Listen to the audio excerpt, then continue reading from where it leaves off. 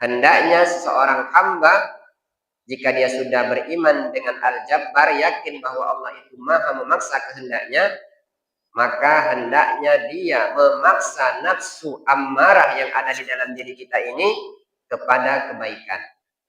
Sehingga nafsu itu menjadi nafsu mutmainnah.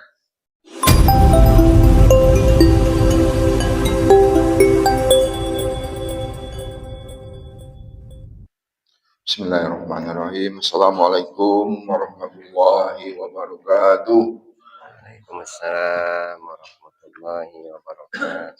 Alhamdulillahirabbil alamin.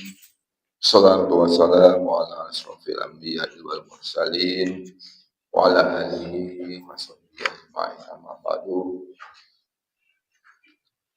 Yang saya hormati para penasehat Masjid Fisabilillah, Mutako, Bapak Effendi, Bapak Malawani, Bapak Nizam, Bapak Kartono, Ustadz Nopi, Bapak-bapak, ibu-ibu jemaah Masjid Fisabilillah yang dimuliakan Allah. Pertama-tama marilah kita selalu memanjatkan puji dan syukur kehadirat Allah Subhanahu wa taala dengan rahmat, taufik dan hidayahnya. Pagi ini kita masih dapat berkumpul di Masjid Fisabilillah dalam rangka sholat subuh berjamaah dan dilanjutkan dengan kajian subuh rutin setiap minggu pagi. Alhamdulillah, hari ini kajian minggu pagi pertama setelah bulan suci Ramadan. Salawat serta salam semoga selalu tercurah limpahkan kepada junjungan kita Nabi besar Nabi Muhammad SAW, pada keluarga, sahabat, pengikutnya hingga akhir zaman. Jamaah Masjid Fisabilillah yang dimuliakan Allah, untuk hari ini kita masih membahas masalah Asmaul Husna yang akan disampaikan oleh Ustadz Fikri. Kepada Ustadz Fikri kami persilakan.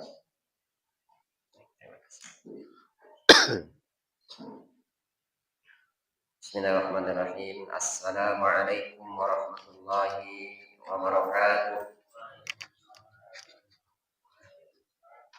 Alhamdulillah.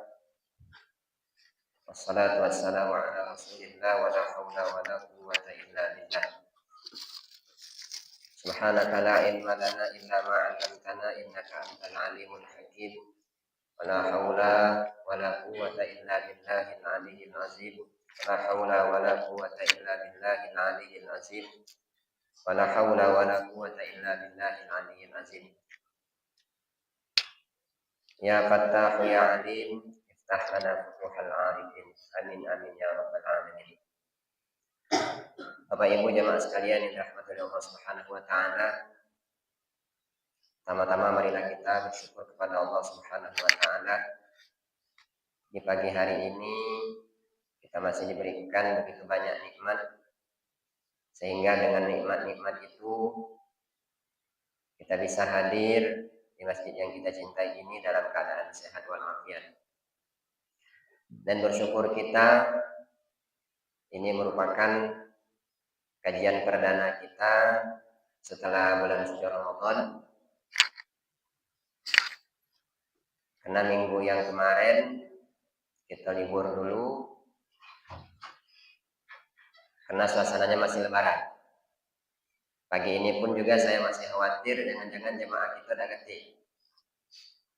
Jadi mestinya minggu kelima kita menghadirkan ustadz dari luar, tapi mengingat keadaan kita, maka saya yang awalnya biasanya di minggu keempat, saat ini balik ke minggu kelima.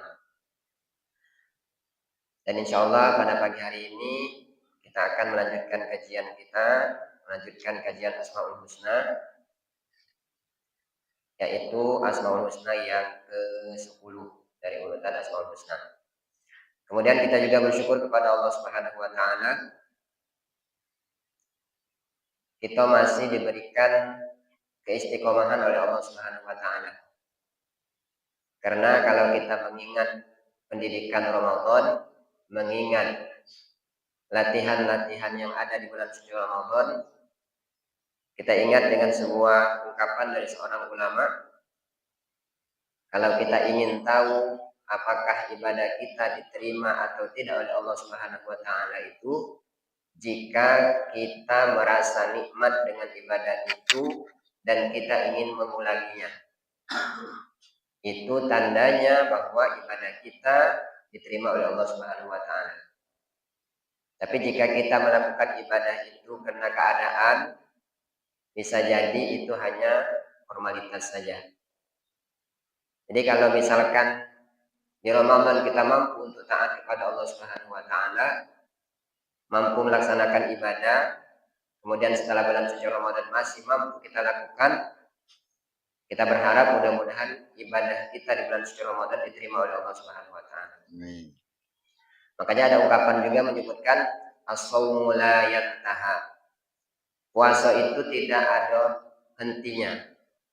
Makanya kita dianjurkan setelah melaksanakan ibadah bulan suci Ramadan, dianjurkan dengan puasa Syawal dan puasa sunnah-sunnah yang lainnya di bulan yang lain. Kemudian wal Qur'anu la yuhjar. Al-Quran itu tidak pergi. Al-Quran itu bukan hanya ada di bulan suci Ramadan. Jadi kalau di bulan suci Ramadan mampu kita membuka lembaran-lembaran Al-Quran, mestinya setelah bulan suci Ramadan kita lakukan itu. Kemudian disebutkan juga wal masjidul la yutrab. Masjid pun tidak meninggalkanmu. Mas baliknya kadang kan. Masjid tidak ninggalin kita, tapi kita ninggalin masjid. Jadi masjid tidak tinggal tidak. Kalau saya ingat, kalau di bulan suci Ramadan itu ada sinetron PPT, para pencari Tuhan. Jadi pada jilid yang keberapa itu ada cuplikannya itu menyebutkan, cak mana dia ingin memanggil jamaahnya supaya banyak datang ke masjid. Jadi seorang pemeran yang ada di film itu dia menyebutkan manggil melalui mik masjid, menyebutkan, wahai para jamaah, wahai para warga, masjid masih di tempat yang lama, belum pindah alamat, masih ada di Green Garden, masih ada di situlah katanya, alamatnya tidak pindah-pindah.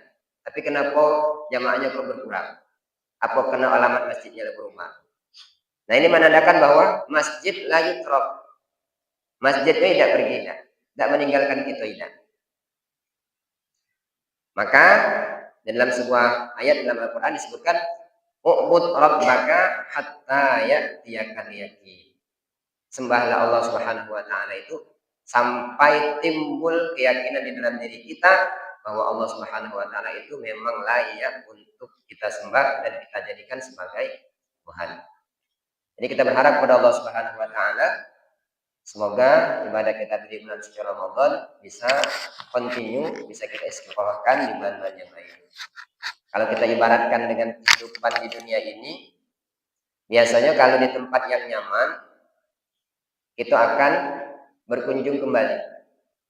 Tahu misalkan Bali itu bagus, pemandangannya hebat, kalau datang sekali saya yakin ingin mengulang kembali. Tahu misalkan apa malam tadi kopi malam tadi kan? Kopi Renji. Tahu kopi itu enak, mungkin kita nak ulang lagi, nak nyoba lagi. Tahu misalkan lontong tunjang itu enak, nah, mungkin kita berharap besok-besok datang lagi lontong tunjang. Nah itu apa maksudnya? Dalam hal dunia kita ini kalau merasa enak, merasa nyaman, itu kita akan mengulang. Nah apalagi dalam hal akhirat kita. Kalau kita misalkan merasa nyaman, sholat, merasa nikmat baca Quran, merasa tenang dengan melaksanakan ibadah qiyamul lail, maka itu akan kita lakukan terus. Tapi kalau kita tidak nyaman, nah besar kemungkinan itu belum tentu diterima oleh Allah Subhanahu wa taala. Tapi perlu kita ingat, hal itu tidak mungkin kita merasa nyaman kalau kita belum terbiasa. Makanya kita memaksakan diri kita untuk taat kepada Allah Subhanahu wa taala itu bukan karena kita hebat, bukan karena kita ingin dianggap orang baik, tapi kita ingin memaksa diri kita, melatih diri kita supaya pada saatnya nanti, pada saat menjelang ajal kita kita masih tetap mampu untuk taat kepada Allah Subhanahu wa taala. Bapak Ibu jamaah sekalian dirahmati oleh Allah Subhanahu wa taala. Ini berkaitan dengan bulan suci Ramadan kita.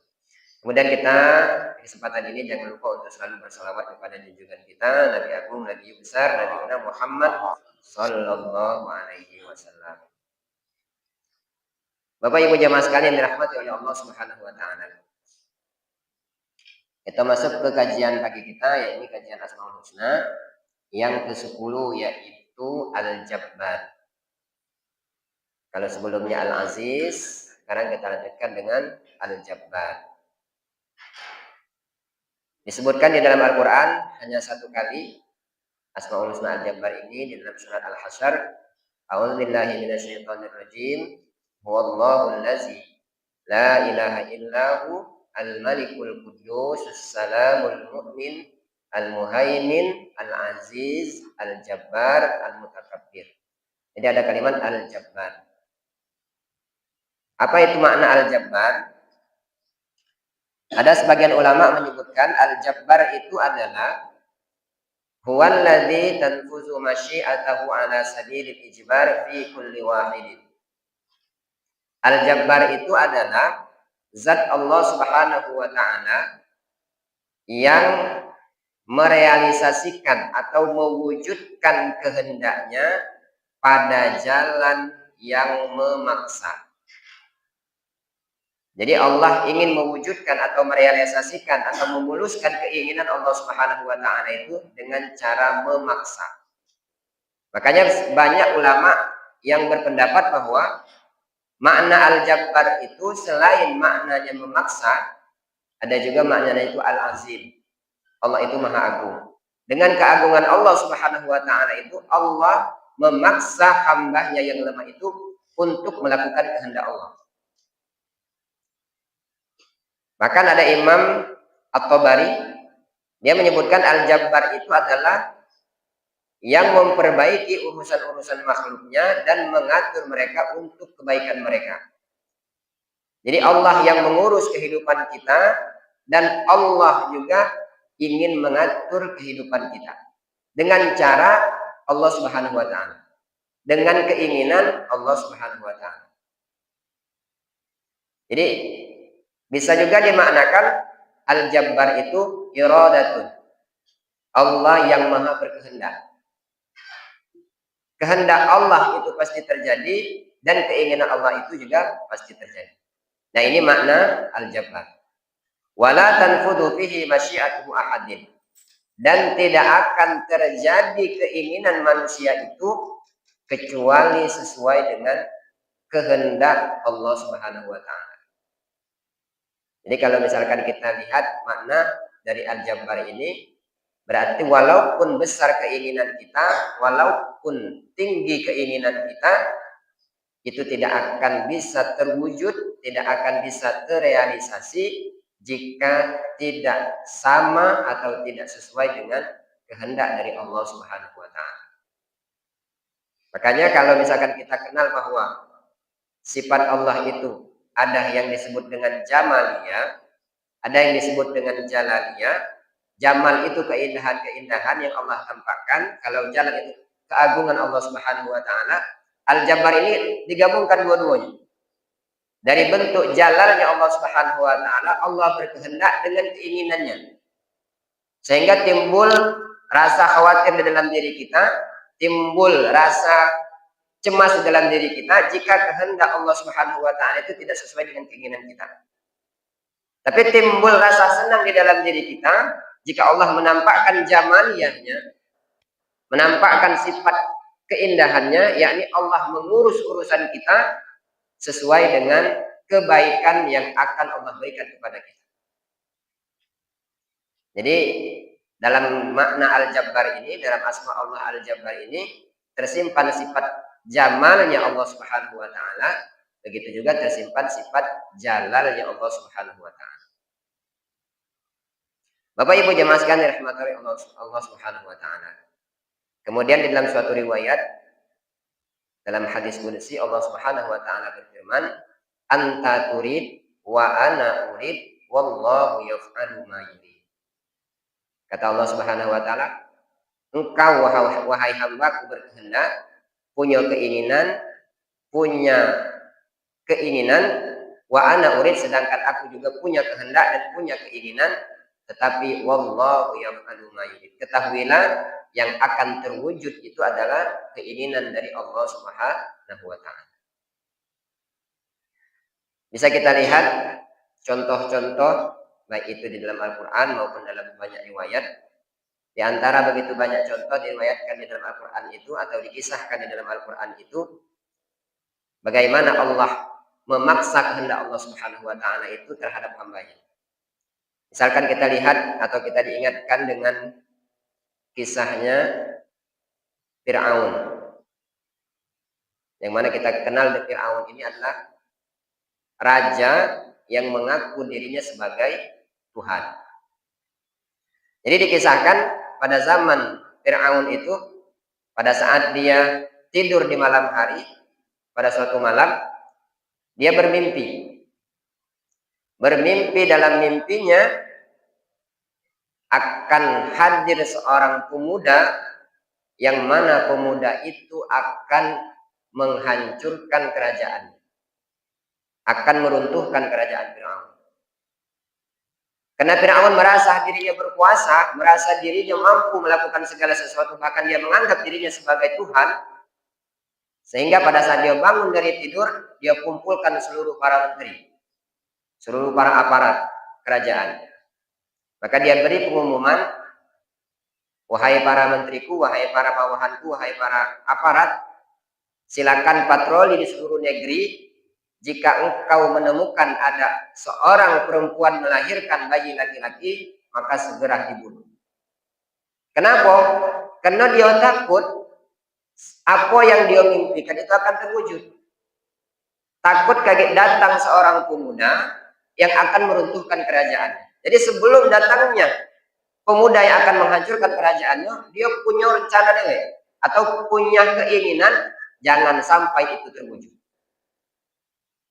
Sehingga dikirimlah ke seluruh pelosok negeri, jika ada bayi yang lahir berjenis kelamin laki-laki, maka itu harus dibunuh. Tapi Allah menyebutkan wallahu yaf'alu ma yurid. Yang akan terjadi itu apa? Rencana atau kehendak dari Allah Subhanahu wa taala. Kalau bahasa Al-Qur'an dalam ayat yang lain apa? Wa iza arada syai'an ayyakula lahu kun fayakun. Jika Allah berkehendak mengatakan jadi, maka jadilah. Apa yang terjadi? Walaupun kekuasaan Fir'aun yang begitu hebat ingin melenyapkan atau membunuh semua bayi laki-laki, tapi Allah punya kehendak yang lain, Allah punya rencana yang lain. Nabi Musa dilahirkan pada zaman itu dan Nabi Musa tinggal di dalam kerajaan Fir'aun. Fir'aun yang mendidiknya, Fir'aun yang mengasuhnya, Fir'aun yang memberi makannya, sehingga dia mencari ke seluruh pelosok negeri untuk mencari seorang bayi laki-laki itu.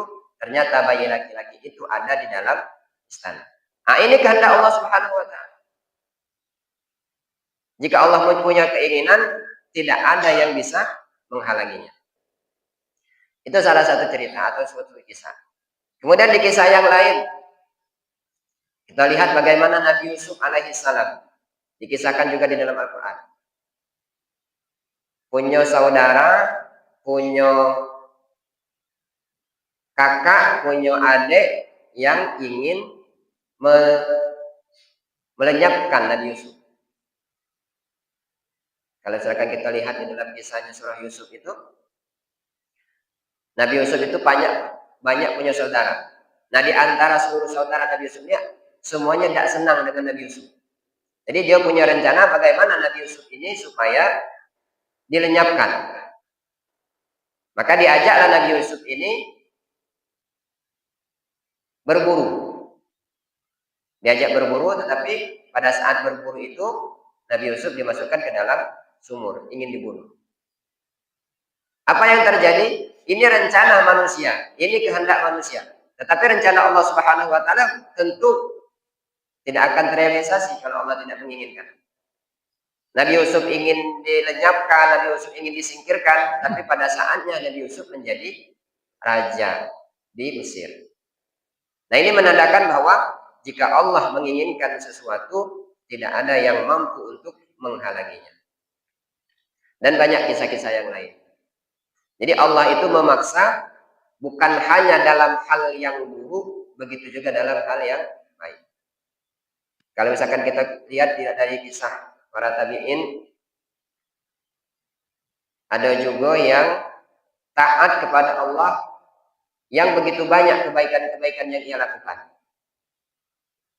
Jadi kadang kita ini memaksa ingin mendapatkan surga Allah Subhanahu wa taala misalnya dengan ketaatan kita. Mungkin bisa kita lihat juga misalkan di dalam kitab Arba'in, kan di situ disebutkan bahwa Rasulullah SAW menyebutkan ada seorang hamba yang melakukan ketaatan, yakni ketaatan untuk masuk ke dalam surga sehingga dia tinggal sejengkal lagi masuk ke dalam surga, tetapi pada akhir hayatnya dia melakukan keburukan. Sebaliknya sama, banyak orang yang melakukan keburukan, segala kemaksiatan ia lakukan, sehingga tinggal sejengkal lagi dia masuk ke dalam neraka, tetapi pada saat akhir hayatnya dia melakukan amalnya ahli surga. Dia melakukan ketaatan kepada Allah Subhanahu wa taala. Nah, dikisahkan ada seorang pemuda yang begitu taat kepada Allah Subhanahu wa taala. Tidak pernah melakukan kemaksiatan. Gawenya siang malam melakukan ibadah. Malam baca Quran, sholat malam, dan siangnya berpuasa. Tapi karena Allah punya rencana lain, dan memang mungkin dia di Lauhul Mahfuz dia tercatat sebagai ahli neraka, dikenalkanlah dia dengan seorang wanita. Sehingga dia senang dengan seorang wanita itu, dan wanita itu ingin dinikahinya. Tapi wanita itu bukan seorang muslim, dan dia mengatakan, jika engkau ingin menikahi aku, silakan pindah agama.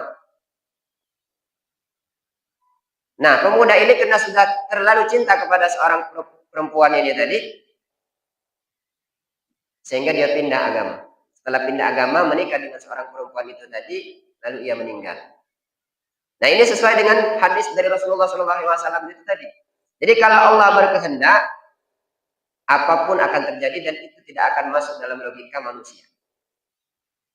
Jadi kita kalau ingat dengan kisah-kisah semacam ini, timbul kekhawatiran dalam diri kita ini. Jadi kalaupun kita ingin melakukan sesuatu, berkehendak ingin mendapatkan sesuatu, jika tidak dalam ridho Allah Subhanahu wa taala, tidak sesuai dengan keinginan Allah Subhanahu wa taala, itu tidak akan terwujud. Jadi kalaulah sampai di situ keyakinan kita, pertama kita melakukan apapun yang kita lakukan dalam dunia ini, kita kembalikan kepada Allah Subhanahu wa taala. Kalaupun kita ditakdirkan oleh Allah Subhanahu wa taala untuk taat, untuk selalu melakukan ibadah kepada Allah, jangan kita sombong. Jangan kita merasa kita hebat. Sebaliknya, pada saat kita melihat orang yang banyak melakukan kemaksiatan yang jauh dari Allah Subhanahu wa taala, jangan kita hina atau jangan kita rendahkan. Kenapa? Bisa jadi pada saat akhir hayatnya, jika Allah berkehendak, dia akan menjadi ahli surga. Bapak Ibu jemaah sekalian yang dirahmati oleh Allah Subhanahu wa taala. Kaifa anta bi asma'illahil jabbar. Setelah kita tahu tadi pengertian al-jabbar, bagaimana sikap kita seorang yang berkeyakinan bahwa Allah Subhanahu wa taala itu memiliki asma atau memiliki nama al-jabbar ini, yang sangat berkehendak dan sangat memaksa ini. Yang pertama, sikap kita sebagai seorang mukmin ayyu'alliq wa masyiatahu ila masyiatillahi ta'ala. Hendaknya kita sebagai seorang mukmin selalu mengaitkan keinginan kita dengan kehendak Allah Subhanahu wa taala. Jadi dalam banyak hal, apapun yang ingin kita lakukan, selalu kita kaitkan dengan keinginan Allah Subhanahu wa taala. Makanya dalam agama itu ada ungkapan insya Allah. Apapun rencana kita harus dibarengi dengan insya Allah.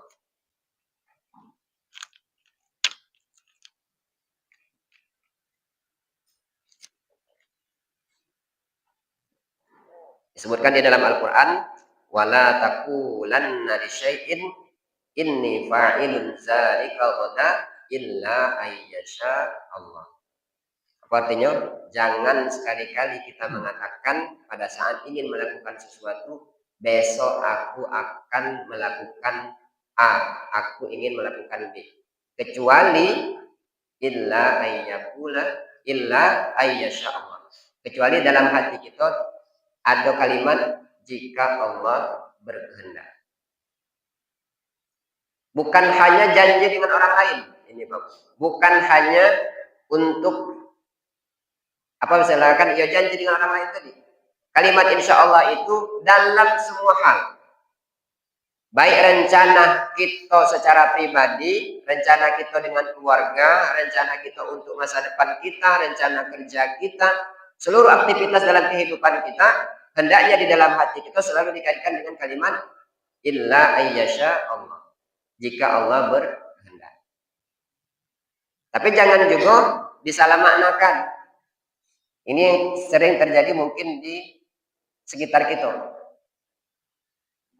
Janji dengan orang, kalimat insya Allah ini terkadang sudah berubah makna. Apa maksudnya? Mungkin kadang kita menggunakan kalimat insya Allah itu adalah penolakan secara halus. Ini bahaya sebenarnya. Kenapa berbahaya? Coba kalau kita lihat maknanya. Insya Allah. Jika sya'a berkehendak siapa? Allah Subhanahu wa ta'ala. Jika Allah berkehendak. Kalau misalkan kita punya janji dengan orang misalkan. Atau mahasiswa malam kaki kita ke rumah Pak yo. Kita nak makan-makan.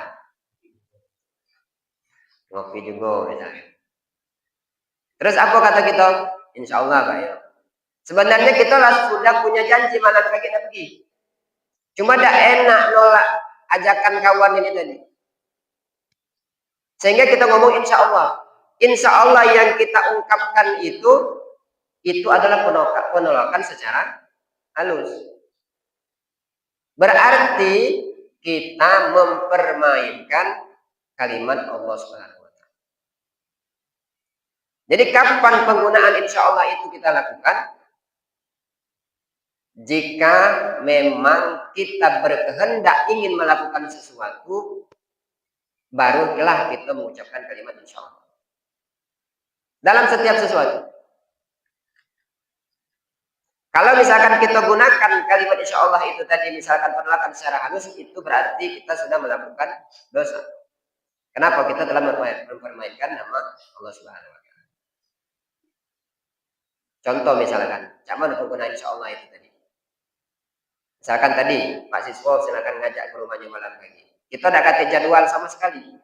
Dan memang kita pada saat diundang itu, latarnya di dalam hati ini ingin menghadiri. Nah inilah kalimat insya Allah yang tepat. Kenapa semacam ini kalimat yang tepat? Karena kalau nanti pada saat malam itu, pada saat jadwal kita ingin bertemu itu, ada sesuatu yang di luar dari kehendak kita, nah itulah yang menjadi penyebab insya Allah itu. Misalkan pada saat nak berangkat ke rumah Pak Siswo, mungkin anak kita sakit, atau ada hal yang tidak bisa kita hindari. Nah inilah yang disebut dengan illa ayyasha Allah Subhanahu wa ta'ala.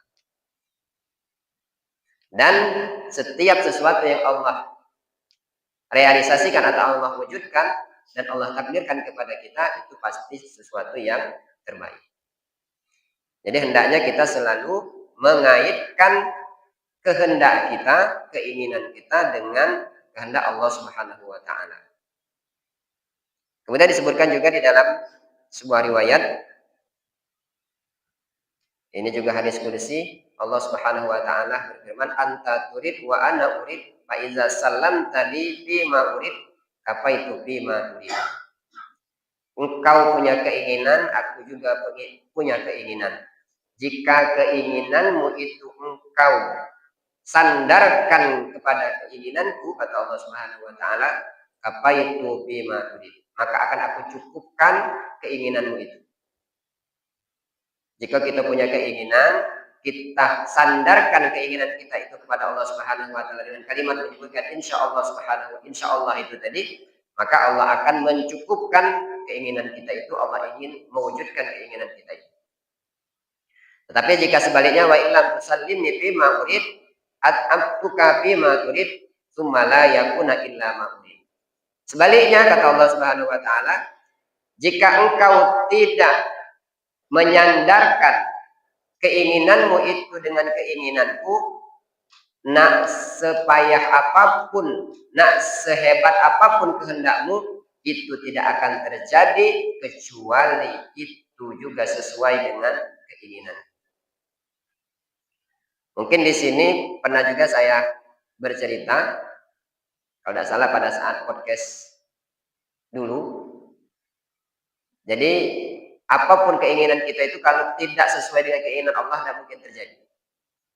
Jadi dulu pada saat kuliah, ini ceritanya, jadi pingin berangkat misalnya kan, dari Jakarta ke Palembang naik pesawat. Tiketlah sudah dibeli, terbangnya jam 8 malam, dan harapan kita itu pasti terwujud. Karena dalam bayangan kita tidak mungkin ada penghalang untuk kita melakukan perjalanan itu tadi. Berangkat dari kos-kosan itu dari jam 2 siang, karena menganggap Jakarta itu macet, dari jam 2 siang sudah mulai berangkat. Karena pingin jadwal terbangnya itu jam 8 malam. Kalau secara logika kita itu tidak mungkin meleset. Tidak mungkin itu tidak terjadi. Berangkat dari jam 2 siang sampai ke bandara itu jam 8 kurang 10 menit. Pada malam itu gagal terbang. Kalau dipikir secara logika kita itu tidak mungkin. Karena perhitungan saya kalau perjalanan normal dari kosan saya menuju bandara itu paling lama 1 jam. Ini kalau dihitung dari jam 2 sampai jam 8 itu 1, 2, 3, 4, 5. Bahkan hampir 6 jam. Tapi sampai di situ baru kita sadar. Hebatnya kita, apapun keinginan kita, nak memaksa semacam apapun keinginan kita itu tadi, kalau kata Allah tidak akan terjadi, itu tidak akan pernah terjadi. Nah inilah kalau sampai di situ, maka kita harus selalu mengaitkan keinginan kita dengan keinginan Allah Subhanahu wa taala. Kemudian yang kedua, bagaimana sikap seorang yang beriman dengan Al-Jabbar ini? Wa ayyakuna jabbaran ala nafsil ammarati ilal khair hatta tasara mutmainnah.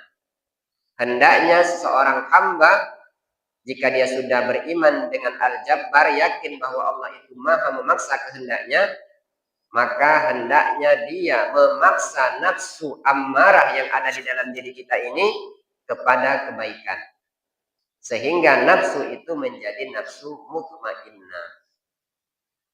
Kita yakin bahwa setiap manusia itu dibekali oleh Allah Subhanahu wa taala selain akal punya juga nafsu. Dan nafsu itu disebutkan di dalam Al-Qur'an la ammaratun bisu. Nafsu yang ada di dalam diri kita ini keinginannya selalu untuk melakukan keburukan.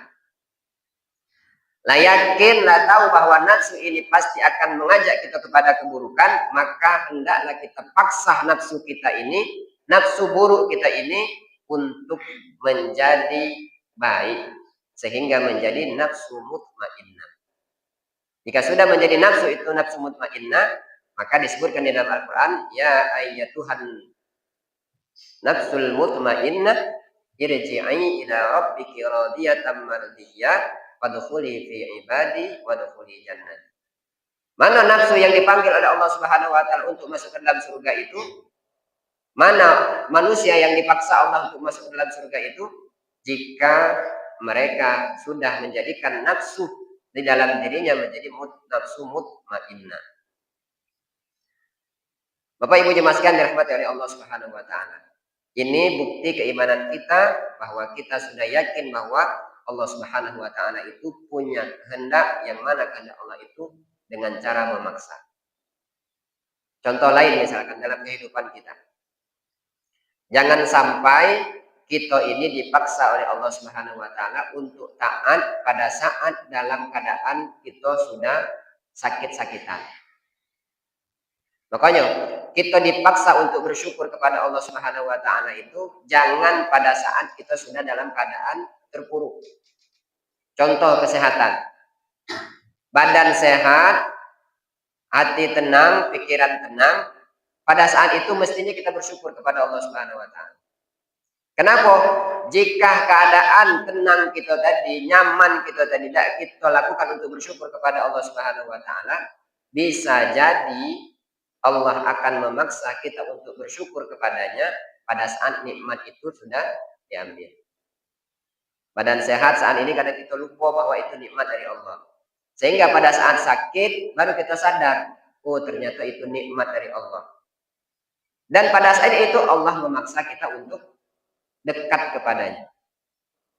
Seperti misalkan di bulan suci Ramadan. Kenapa kita misalkan bersyukur berjumpa dengan bulan suci Ramadan? Karena pada saat itu Allah memaksa kita untuk taat kepadanya. Jadi Allah paksa kita untuk melakukan kebaikan. Nah mestinya sebagai seorang yang beriman pada saat hadir bulan suci Ramadan dia bersyukur kepada Allah.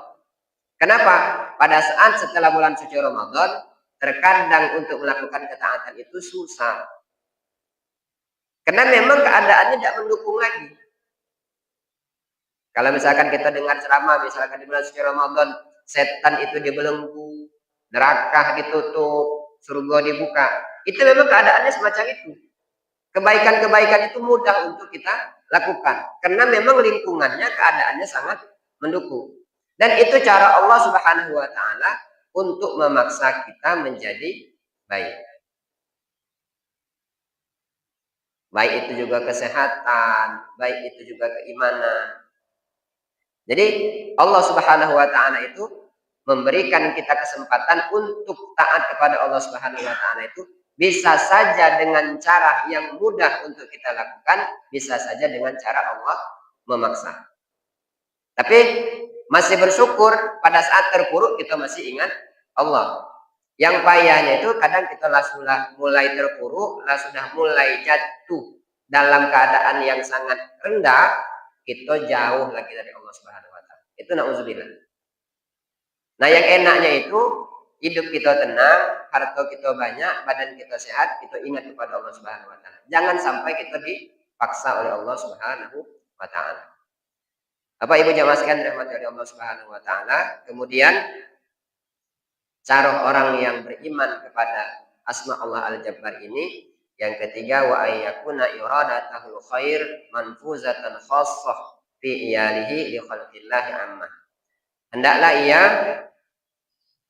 memaksa dirinya untuk melakukan kebaikan terutama kepada keluarganya dan juga kepada orang-orang terdekatnya. Jadi kalau kita tahu bahwa misalkan Allah memiliki sifat yang memaksa untuk melakukan kebaikan, kita sebagai orang yang punya tanggung jawab, baik itu di dalam keluarga kita maupun di dalam lingkungan kita, tetapi yang utama itu dalam keluarga kita, hendaknya kita memaksa keluarga-keluarga kita untuk melakukan kebaikan. Jadi kalau punya tanggungan di rumah, punya anak, punya istri, punya saudara, mari kita paksakan mereka untuk melakukan kebaikan. Kalau dengan lingkungan mungkin kita masih agak ragu-ragu misalkan. Karena terkadang melakukan kebaikan itu kalau dipaksa orang terkadang lari. Tetapi kalau dalam bentuk silakan tanggung jawab kita secara pribadi di dalam keluarga, mari kita paksakan mereka untuk taat kepada Allah Subhanahu wa taala. Terkadang hidup ini kalau tidak dipaksa tidak mungkin baik. Ketaatan itu kepada Allah Subhanahu wa taala itu kalau tidak dipaksa tidak mungkin ketemu. Kalaupun ada orang yang dulunya buruk kemudian menjadi baik, itu mungkin 100:1. Jangan kita berharap semacam itu. Kebanyakan orang menjadi baik itu karena tempaan keadaan.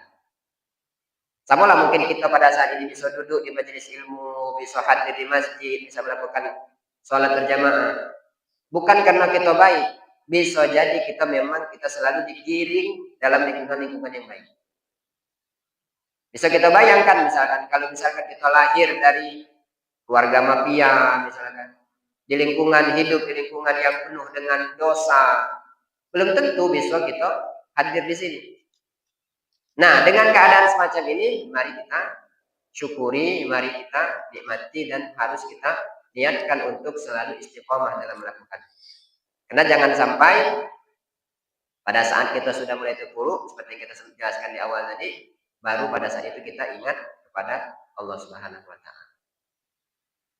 Bisa kita ambil contoh, misalkan anak kita misalkan di rumah itu bangun tidur pagi ini agak susah. Karena memang mungkin sudah masa-masanya semacam itu.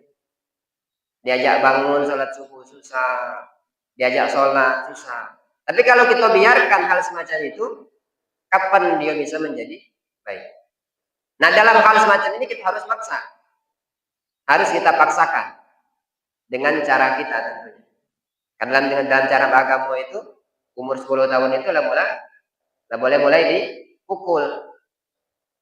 Nah, ini cara kita memaksa keluarga kita untuk menjadi baik. Bangun pagi itu, apalagi kalau misalkan sekolah libur, itu susahnya. Makanya ada ungkapan itu, sangatlah naif hidup kita, sangatlah buruk hidup kita memaksa anak kita untuk bangun, berangkat sekolah, tapi ngebangunin anak untuk sholat subuh kita tidak mampu. Ini keadaan itu. Kadang kita nyuruh dia sekolah, gampang kita bangunin, makso gitu. Tapi pada saat kita makso dia untuk bangun, melaksanakan ibadah sholat, kadang tidak mampu gitu. Nah, tapi kalau mereka yang sudah yakin bahwa Allah itu memaksa kehendaknya, maka kita tanamkan di diri kita untuk memaksa orang yang ada dalam tanggung jawab kita untuk taat kepada Allah Subhanahu wa Ta'ala. Bapak Ibu jemaah sekalian yang dirahmati oleh Allah Subhanahu wa Ta'ala, mungkin demikianlah yang bisa kami sampaikan dalam kesempatan kali ini. Semoga Allah Subhanahu wa Ta'ala selalu membimbing kita, memaksa diri kita untuk selalu taat kepadanya, memaksa kita untuk selalu berada dalam lingkungan yang baik, sehingga pada saatnya nanti kita juga terpaksa dimasukkan oleh Allah Subhanahu wa Ta'ala ke dalam surganya. Amin amin ya rabbal alamin. Wallahul hadi ila siratal mustaqim. Wassalamualaikum warahmatullahi wabarakatuh. Waalaikumsalam warahmatullahi wabarakatuh. Terima kasih kepada Ustaz Fikri yang telah memaparkan Asmaul Husna Al-Jabar. Untuk itu pada bapak-bapak, ibu-ibu, kalau ada yang ingin disampaikan atau ditanyakan, kami silakan. Bapak, ya silakan Pak Bendi. Waalaikumsalam. Waalaikumsalam warahmatullahi wabarakatuh.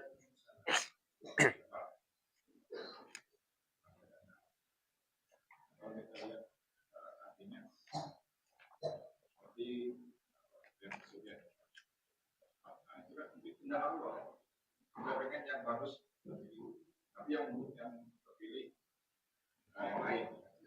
Apakah dengan Allah? Mungkin itu tadi. Mungkin Allah berkenan dulu masyarakat rakyatnya kan. Hati-hati dalam memilih. Ini lagi termasuk peradilan ini. Apakah itu juga termasuk dengan Allah kan? Berberat pada pemimpin dunia. Hati-hati mungkin dalam menolak negaranya. Nah, kemudian yang lagi kalau kita memaknai puasa tadi, maka di bulan 2 ya kan, jangan di bulan 2 itu. Tapi masih ada manusia yang nambah buat masih atas. Nah ini apakah itu masih ada setannya atau nafsu dari manusia? Kita ya. Terima kasih. Baik, untuk pertanyaan yang pertama, sebenarnya sudah ada jawabannya dari Pak Pendi itu lah. Bisa saja Allah ingin menegur kita bahwa Kalau dalam bahasa agama itu, pemimpin itu adalah cerminan dari masyarakat.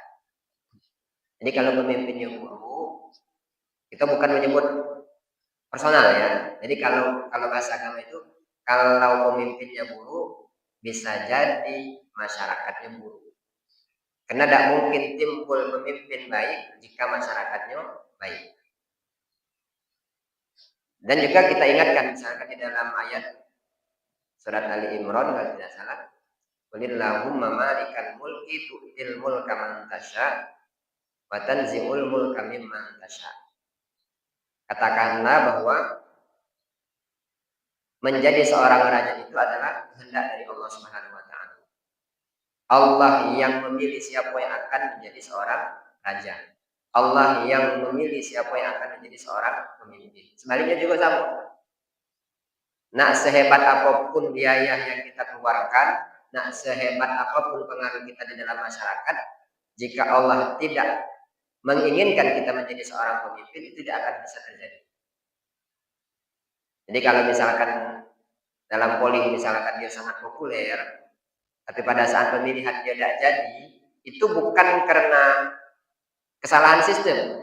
Jadi mungkin bisa kesalahan sistem secara teknisnya, tapi itu sudah merupakan kehendak dari Allah Subhanahu wa taala. Ya itu tadi mungkin jawabannya. Bisa saja Allah ingin menegur kepada kita bahwa kitanya juga sedang dalam keadaan tidak baik-baik. Sehingga kita dihadirkan pemimpin-pemimpin yang tidak amanah. Sama misalkan apapun yang terjadi dalam alam raya ini, itu semuanya tidak ada yang lepas dari kehendak dari Allah Subhanahu wa taala. Makanya ada ungkapan ulama itu menyebutkan kita ini, kehidupan kita ini, kalau satu detik pun Allah abaikan, itu niscaya kita akan berantakan. Kehidupan kita tidak akan bisa mulus. Kalau sedetik Allah abaikan. Jadi setiap helaan nafas yang kita hirup, setiap gerak tangan, gerak badan, anggota tubuh kita itu bergerak, itu semuanya ada campur tangan dari Allah Subhanahu wa taala. Sedetik pun tidak ada. Makanya ada juga yang berpendapat dia menganalogikan dalam kehidupan kita ini seperti dosis obat yang dokter berikan kepada kita. Takarannya sedetil apapun itu ada takaran. Jadi kalau dokter itu salah dosis, salah memberi takaran obat, itu bahaya hidup itu. Nah begitu juga Allah Subhanahu wa taala dalam mengatur kehidupan kita ini.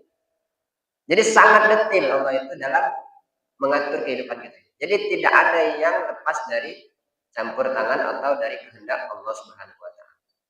Dan secara hukum alam, apapun yang terjadi itu bisa jadi ada campur tangan manusia. Seperti misalkan bencana. Bencana itu bukan hanya dalam bentuk alam saja gitu kan.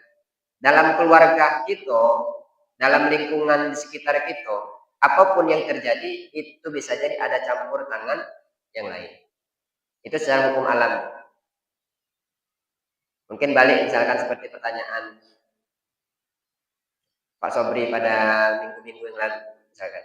Kenapa di dalam Al-Quran itu ada kalimat pada saat Allah menyebutkan ana pakai domir saya gitu kan. Tetapi dalam kalimat yang lain Allah menyebutkan ada kalimat domir nahnu. Misalkan inna nahnu nazzalna dzikra wa inna lahu lahafizun. Sesungguhnya kami yang menurunkan Al-Quran itu dan kami juga yang akan menjaganya. Tapi dalam kalimat yang lain Allah menyebutkan misalkan sembahlah aku. Gitu kan. Nah ini kalau misalkan kita kaji misalkan dalam kajian tafsirnya, kalau Allah misalkan menyebutkan kalimat itu menggunakan domir ana, berarti di situ Allah mengaku dirinya sebagai Tuhan dan itu di situ tidak ada campur tangan makhluk yang lain. Tetapi pada saat Allah menggunakan domir itu nahnu, misalkan inna nahnu nazzalna dzikra, kemudian anzalas sakinata fi qulubil mu'min, nahnu nazzalna, silakan memberikan ketenangan dalam hati seorang mukmin. Nah di situ pasti ada campur tangan makhluk-makhluk Allah yang lain. Al-Quran itu pasti terjaga sampai dunia kiamat. Siapa yang jagonya? Bukan dalam arti misalkan Quran itu tidak akan hilang. Kalau mushafnya sekarang kayaknya cetakan Quran itu tiap hari mungkin jutaan. Tiap hari cetakan Quran itu terus ada. Tapi dia akan hilang dari mana? Dari hati-hati para ulama. Jadi mulai satu persatu ahli Al-Quran meninggal. Itu cara Allah mengangkat atau menghilangkan Al-Quran ini. Nah di situ ada campur tangan manusia. Kajian kita ini, kalau ada kata jamaah cuma yang pemateri yang ada di sini, tidak mungkin jadi. Berarti yang menjaga khazanah keislaman itu siapa? Kita gitu kan. Bukan berarti misalkan hilang secara ketika tidak. Misalkan yang hadir di sini, misalkan cuma moderator, Kari, semua Fikri di sini. Tidak mungkin jadi kajian ini. Gitu kan. Yang menjaganya siapa? Kita. Gitu. Nah itu jadi tidak ada yang terjadi dalam dunia ini, di alam raya ini, kecuali ada kehendak dari Allah Subhanahu wa Ta'ala. Tapi cak mano kita selalu mengkaitkan atau misalkan menyelaraskan keinginan kita itu dengan kehendak Allah Subhanahu wa Ta'ala. Terkadang kita ini, kalau ibarat misalkan kehidupan kita ini, anggaplah misalkan mungkin dalam banyak ibarat itu anak kecil gitu kan. Banyak yang tidak kita ketahui terhadap diri kita. Anak kecil itu kan, tidak mungkin kalau misalkan anak kecil ngambil pisau misalkan kita biarkan. Nah kita ini sama di hadapan Allah Subhanahu Wa Taala ini. Kita sebagai makhluk Allah, Allah yang lebih tahu keadaan kita. Terkadang kita tidak menganggap keinginan kita itu adalah yang terbaik. Padahal dalam pandangan Allah, jangan kau lakukan ini karena itu bukan yang terbaik. Kemudian yang keduanya tadi, Perang. sudah. Oh iya. Sebenarnya kenapa misalkan di dalam bulan suci Ramadan itu masih banyak orang melakukan keburukan? Jawabannya cuma satu. Karena nafsunya sudah mulai menjadi nafsu yang amarah tadi. Nafsu kita ini sudah terbentuk untuk melakukan keburukan. Sebenarnya kehidupan kita ini pengulangan.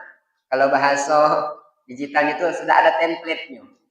Hanya mengulang baik. Nah, kalau misalkan pengulangan dalam kehidupan kita ini keburukan, nah biasanya itulah yang terasa lebih ulang. Kita ulang lagi, kita ulang lagi, kita ulang lagi. Apalagi yang namanya keburukan itu kan, nafsu itu buruk dan dia akan dihiasi oleh syaitan. Oh iya kata syaitan, bagus dia. Misalkan banyak bisikan-bisikan. Dan perlu kita ketahui, mana misalkan cara kita membedakan ini ajakan nafsu, ini bisikan setan. Jangan kita selalu menyalahkan setan. Seperti bulan suci Ramadan, katanya setan dibelenggu, kok masih banyak keburukan? Setan tidak kata urusannya lagi. Kita sudah terbentuk, gitu kan? Nafsu kita sudah mengendalikan diri kita. Nah, cak mana biar kita tahu bahwa ini bisikan setan dengan ini adalah ajakan hawa nafsu? Setan itu kalau dalam bahasa Al-Quran kana dha'ifa. Setan itu lemah. Cuma setan itu licik. Walaupun dia lemah, tapi dia licik. Sedangkan nafsu itu kuat. Nafsu itu kuat. Makanya kita ini kenapa kita tidak mampu taat kepada Allah Subhanahu wa Ta'ala? Kendali nafsunya lebih tinggi dibandingkan daripada ruh kita, dibandingkan daripada akal kita. Nah itu yang membuat kita tidak mampu untuk melakukan ketaatan kepada Allah Subhanahu wa Ta'ala. Nah kalau bisikan setan itu cuma satu, Bang. Dia hanya menginginkan satu hal. Contoh, misalkan kita ingin melakukan kemaksiatan. Na'udzubillah, misalkan kita ambil contoh. Di situ ada kotak infak. Kotak infak itu saya yakin bisa itu kalau kita nak jebol. Lah punya pikiran kita nih tadi. Itu ada duit di situ. Aku tengok tadi ada orang naruh duit 1 juta di situ. Nah kita ambil. Ini yang bisikan siapa? Setan. Dia hanya nunjuk keburukan itu. Tapi kita punya pikiran nih. Ini kapan lah ngambil? Itu CCTV ada di situ. CCTV itu kayaknya punya kelemahan. Cabut di situ. Jadi masuk masjid pertama misalkan, buka dulu di situ cabut. Agak punya lagi akal. Nah, lagi kalau ada orang datang misalkan, Pak Iwan datang, cak mana ya? Kita pura-pura sholat. Nah terus itu nafsu. Dia selalu punya akal cak mana untuk memuluskan keinginan buruknya itu tadi. Setan cuma hanya ngomporin ya, kalau bahasa kita. Setan hanya ngasih jalannya, baik. Ini hal buruk, silakan kau lakukan.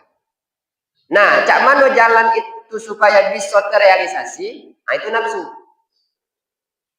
Hari ini gagal, kata nafsu apa? Masih ada waktu besok. Itu dalam seminggu lutut itu dibuka oleh bendahara. Mulai pikiran lagi. Wah, cak mana besok? Wah, kayaknya kalau siang kami, kalau malam deh gitu kan. Mulai punya lagi, punya cara lagi. Nah, itu siapa yang melakukan? Nafsu. Jadi cara kita melihat keadaan diri kita ini itu. Jadi pada saat kita punya keburukan, langsung cut. Nah, setan sampai situ mulai dia, nyerah dia. Cuma dia punya lagi cara lagi. Mana misalkan, gak boleh. Sama juga dalam ibadah. Ini hati-hati, nih misalkan. Jangan ya sekali-kali kita menganggap diri kita baik. Dalam hal ibadah, datang ke masjid. Ini adalah sesuatu hal yang baik. Dan itu emang disalahkan jalan yang Allah berikan kepada kita. Sampai di masjid. Aisyahnya sholat sunnah dulu aku nih. Soalnya kiri kanan nih ada orang nih. Lagi sholat sunnah. Dan sholat sunnah, zikir dulu kaki. Sholat gitu. Nah, yang hal semacam ini siapa yang bojoknya nafsu? Mulai misalkan, terkadang hal yang biasa kita lakukan kita lebih-lebihkan. Zikir misalkan, biasanya zikirnya segitu. Caknya jamaah ini banyak nih. Agak panjang dikit. Gitu kan. Misalkan mungkin jadi imam. Biasanya misalkan sholat biasa. Caknya enak ini. Dalam dikit misalkan. Saya yang di belakang ini jemaah-jemaah ini senang galau dengan aku. Mulai. Itu siapa yang bisik? Nafsu. Nah, kalau hal semacam itu, apakah ibadah kita untuk Allah Subhanahu wa taala? Tidak lagi.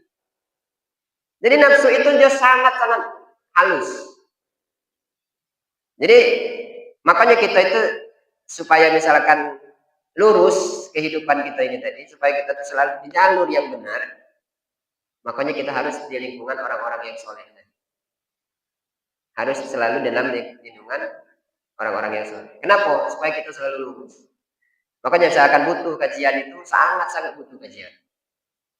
Karena kalau hanya kita mengandalkan ibadah, apa yang kita harapkan dari ibadah itu? Belum tentu diterima.